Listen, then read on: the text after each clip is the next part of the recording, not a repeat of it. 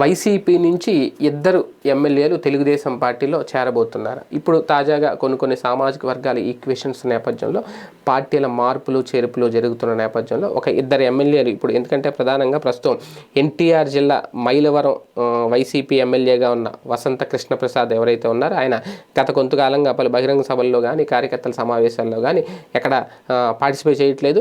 అలాగే గుమ్మనూరు జయరాం కూడా పార్టీ మారే ఆలోచనలో ఉన్నారు అనే టాక్ అయితే వినిపిస్తోంది. ఎందుకంటే మైలవరం సంబంధించి చూసుకుంటే కనుక మైలవరం సీట్ను ప్రస్తుతం అక్కడ జడ్పీటీసీగా ఉన్న తిరుపతిరావు కేటాయించారు. అలాగే గుమ్మనూరు జయరాం కూడా ఆలూరు ఎమ్మెల్యేగా ఉన్నారు. అయితే అక్కడ కూడా ఆయన అలాగే కార్మిక శాఖ మంత్రిగా కూడా కొనసాగుతున్నారు. ఆయనకి ఒక రికార్డు కూడా ఉంది, 5 ఏళ్ల పాటు మంత్రిగా ఉన్న రికార్డు. మొదటి రెండో విడత 2 సార్లు కూడా ఆయన్ని కంటిన్యూ చేశారు. అయితే ఇప్పుడు ఆ సీటు కూడా వేరే వాళ్ళకి కేటాయించడం, ఈయన్ని ఎంపీ స్థానానికి లోక్సభ స్థానానికి పంపించే ప్రయత్నం చేయడం పార్లమెంట్ అభ్యర్థిగా ప్రకటించేశారు ఆల్రెడీ.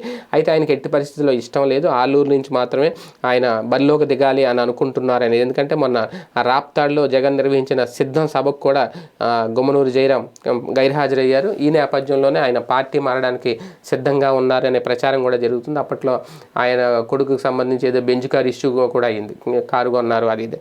సో వీటన్నిటి నేపథ్యంలో ఆయన ఇప్పుడు లోక్సభ స్థానానికి పార్లమెంట్ అభ్యర్థిగా పంపిస్తుంటే ఆయనకి ఇష్టం లేదట.